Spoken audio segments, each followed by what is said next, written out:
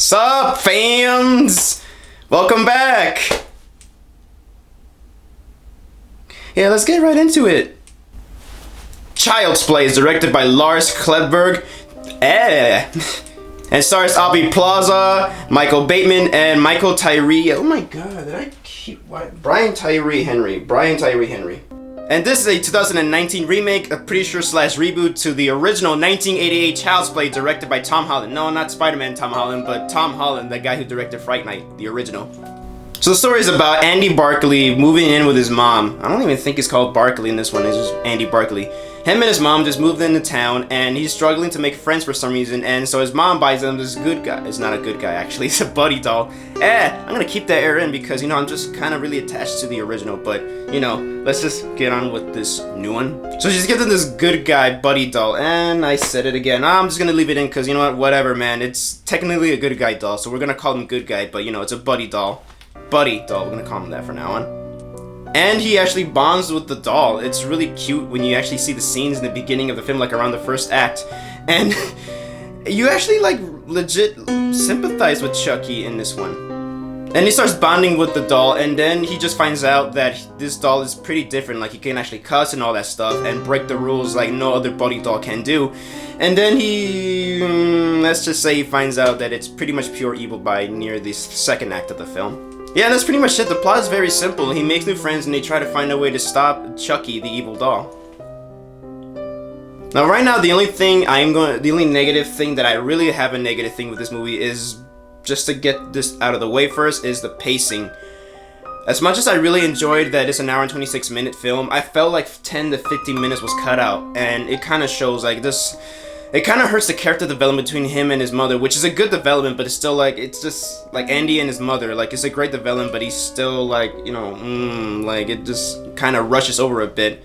Even especially with some of the bonds with Chucky and Andy, like when you see them bond, it's really sweet, but it's kind of rushed over. And I feel like some of the kills are kind of cut away from the camera so they can not show much gore. And it was a pretty gory film. And that's the only negative I gotta say. It's basically like the pacing, because I felt like they kind of went in there and snipped the film to crap, and it kind of felt a bit sloppy, but it didn't really deteriorate the film for me.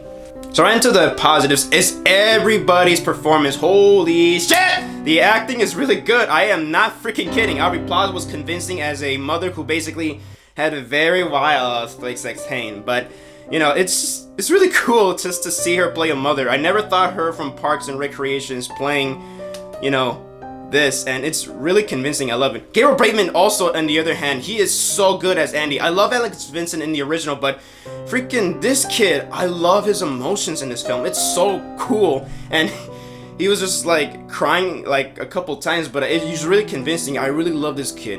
Brian Tyree is very awesome as Detective Norris, because I mean, I love the original Mike Norris, but you know, this guy is really hilarious. I love when he also bonds with Andy. And it's just sweet and tender moments. This movie's also pretty funny. I forgot to mention, this movie is very freaking funny. More than scary.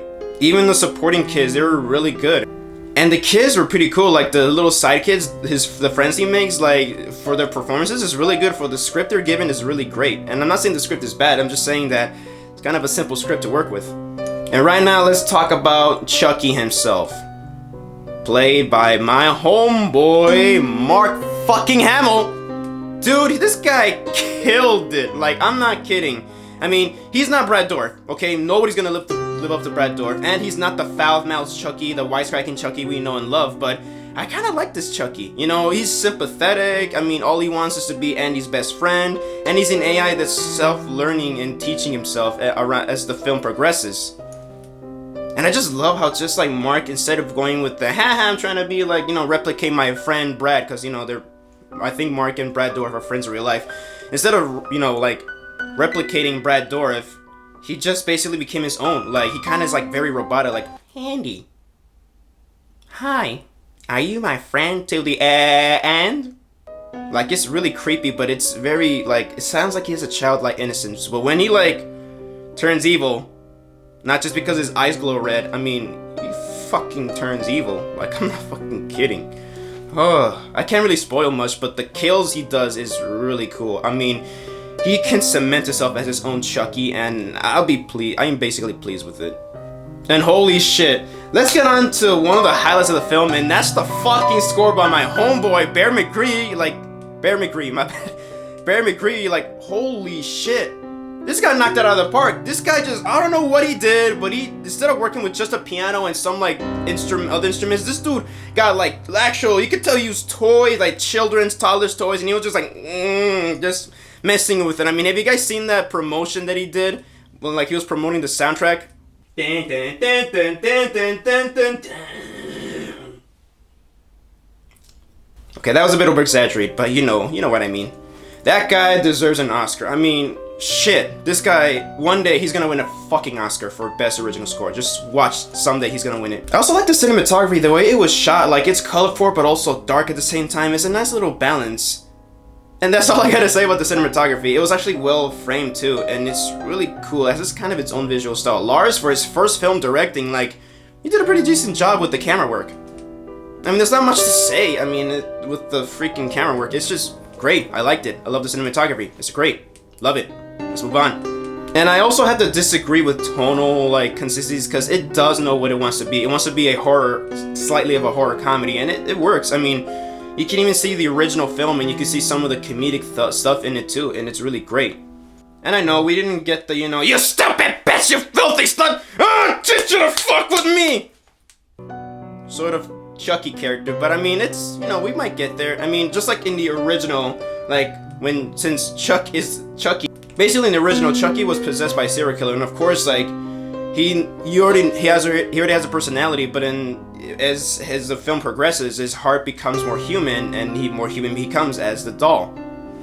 In this one, he's an AI, artificial intelligence, slowly turning into a personality, and I kind of like that. It's at its heart, it feels like a Child's Play remake, and it's a welcoming addition. I enjoy Curse and Cult. I really enjoy those two movies, but if I were to pick which direction the Child's Play franchise should go, I don't know. I think I might have to go with this one. It's a very interesting take on the lore. I mean, I prefer the original supernatural lore because, yeah, Fear of the Unknown is, like, more scarier, but this message of AI and overtaking the market and the dangers of AI I think it's kind of a fascinating way to look at it. I mean, Terminator did it first, and I give a lot of credit to Terminator, but this one is, it's a decent horror take of it, So would I recommend Child's Play 2019? Yes. Very well indeed. Hell yeah, I would. I mean, it's not perfect. I mean, it's if you get in there expecting, like, a crappy movie, you might hate it. You might hate it. If you're really expecting to hate it, you're gonna freaking hate it, because it's, it's not the original. But then again, a remake should not be exactly the same thing as the original, because if you're gonna remake something and you're not gonna add your own, like, flavor to it, what's the point of remaking it? So Child's Play, I'll probably just give it like a 3.5 to 4 stars out of 5. I mean, it's a freaking fun time. You're gonna have a lot of fun in the movie theater, and it's doing alright in the box office, so let's just see how it goes. Hopefully they make a sequel, because I really would love to see what the franchise will take. Anyways, that's my short review for Child's Play 2019. Hope you guys enjoyed the video, and if you freaking love what I'm doing right now, you like the shit that I'm making, go a fucking head and like and subscribe for more content. This is your boy Javi from JAVIWOOD Studios signing up, fams.